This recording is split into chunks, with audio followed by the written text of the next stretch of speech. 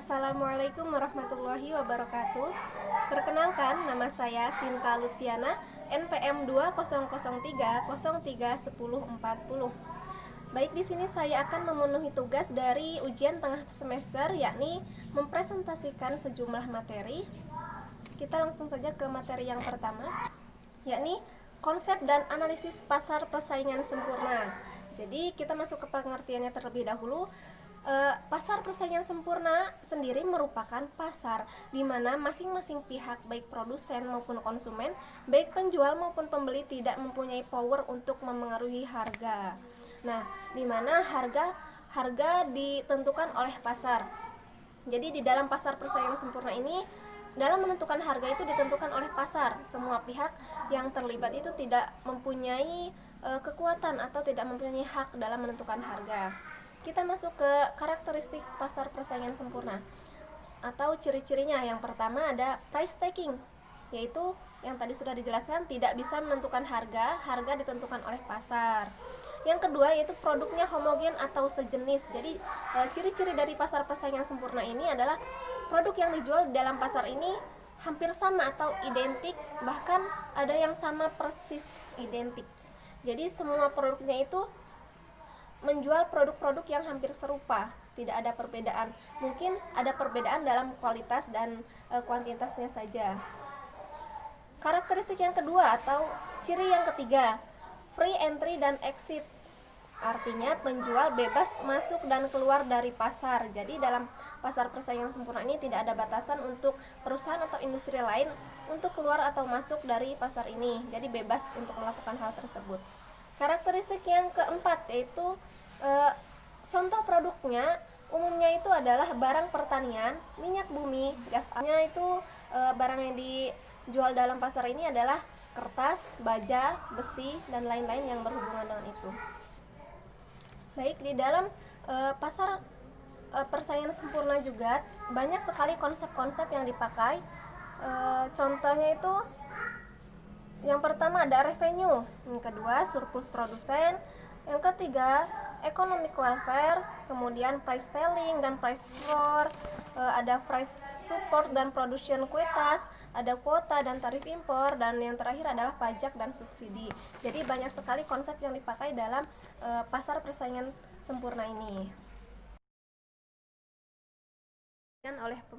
Oke, kita masuk ke pembahasan yang kedua mengenai konsep etika bisnis. Kita masuk ke pengertiannya terlebih dahulu ya. Etika bisnis sendiri adalah aturan yang tidak tertulis tentang benar dan tidaknya dalam menjalankan suatu bisnis yang mencakup segala aspek kegiatan bisnis, baik itu individu, perusahaan, dan masyarakat. Menurut saya sendiri, etika bisnis itu adalah sebuah aturan atau norma yang mengatur kita, yang mengatur tingkah laku kita selama kita menjalankan pekerjaan atau bisnis tertentu. Jadi kita tidak semena-mena menjalankan pekerjaan tersebut, kita harus mengikuti dari etikanya, etika dari bisnis itu sendiri. Ada 3 prinsip umum dalam etika bisnis. Yang pertama, rasa tanggung jawab. Jadi kita sebagai pekerja yang profesional itu harus mempunyai rasa tanggung jawab yang besar, karena kita mengambil resiko, yaitu mengambil tanggung jawab yang besar, sehingga kita harus sadar dengan tanggung jawab kita sendiri. Yang kedua, adanya rasa saling percaya satu sama lain. Jadi dalam diri kita harus percaya dengan orang lain, memberikan kepercayaan kepada orang lain. Orang lain juga harus percaya kepada kita dengan kemampuan kita. Jadi harus memaksimalkan pekerjaan yang kita berikan kepada mereka atau pelayanan kepada masyarakat. Yang ketiga, menghargai lingkungan. Jadi kita sebagai seorang pekerja atau pegawai itu harus menghargai lingkungan kita. Kita tidak memandang dari segi apapun, contohnya ras, suku, yang lainnya. Jadi dimanapun kita bekerja, dimanapun kita berbisnis, kita harus menghargai dari lingkungan itu sendiri. Kita masuk ke manfaat dari penerapan etika bisnis. Yang pertama, manfaatnya adalah manajemen yang efektif. Nah, dari etika sendiri memberikan dampak positif karena adanya kepatuhan terhadap aturan yang berlaku. Jadi mengefektifkan manajemen yang ada. Jadi manajemen kita itu lebih efektif dengan adanya etika. Yang kedua adalah kepatuhan. Jadi dari adanya etika meningkatkan kepatuhan terhadap aturan yang berlaku di perusahaan. Jadi otomatis kalau udah ada peraturan yang ditentukan, maka kita harus meningkatkan kepatuhan kita. Yang ketiga, peningkatan reputasi. Nah, ditandai dengan meningkatnya suasana integritas di dalam suatu perusahaan. Integritas sendiri adalah kejujuran. Jadi dengan adanya etika atau aturan itu meningkatkan kejujuran kita, meningkatkan integritas kita sebagai seorang pekerja yang profesional. Masuk ke pembahasan yang selanjutnya, yaitu tanggung jawab sosial perusahaan atau bisa disebut juga dengan corporate social responsibility. Pengertiannya adalah pendekatan bisnis dengan memberikan kontribusi terhadap pembangunan yang berkelanjutan dengan memberikan manfaat ekonomi, sosial, dan lingkungan bagi seluruh pemangku kepentingan. Jadi tanggung jawabnya banyak sekali. Tanggung jawab dari sosial perusahaan ini, yang pertama, tanggung jawab sosial kepada konsumen. Jadi tidak hanya untuk memenuhi dari kebutuhan konsumen saja, tetapi kita juga harus mempunyai tanggung jawab terhadap kualitasnya. Kualitas yang kita buat, produk yang kita buat itu harus sesuai dengan keinginan dari konsumen. Yang kedua, tanggung jawab sosial kepada karyawan. Yang ketiga, tanggung jawab sosial kepada pemegang saham. Yang keempat, kepada lingkungan. Yang kelima, kepada komunitas. Jadi tanggung jawab sosial perusahaan ini banyak sekali pihak-pihak yang bersangkutan. Kita harus mempunyai rasa tanggung jawab kita kepada orang lain yang sudah dijelaskan pihak-pihak mana saja yang harus kita pertanggungjawabkan.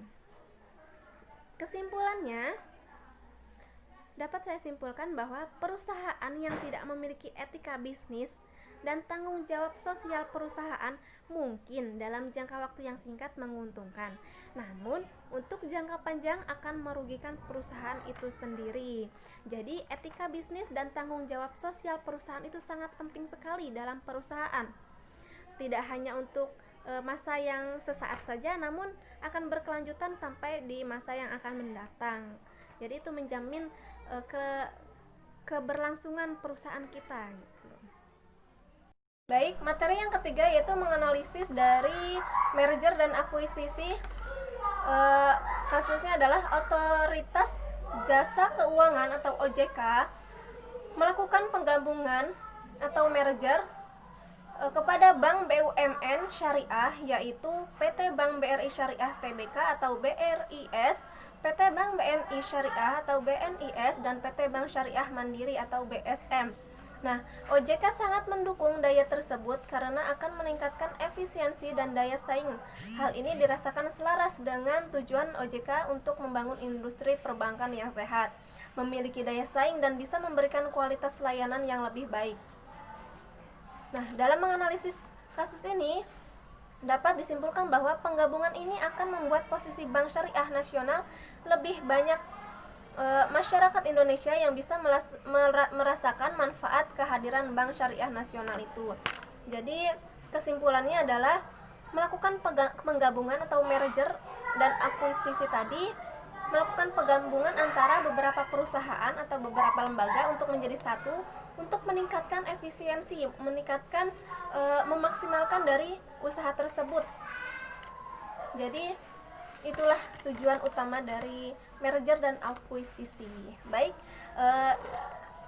cukup sekian yang bisa saya sampaikan. Saya mohon maaf bila banyak sekali kekurangan. Saya akhiri. Wassalamualaikum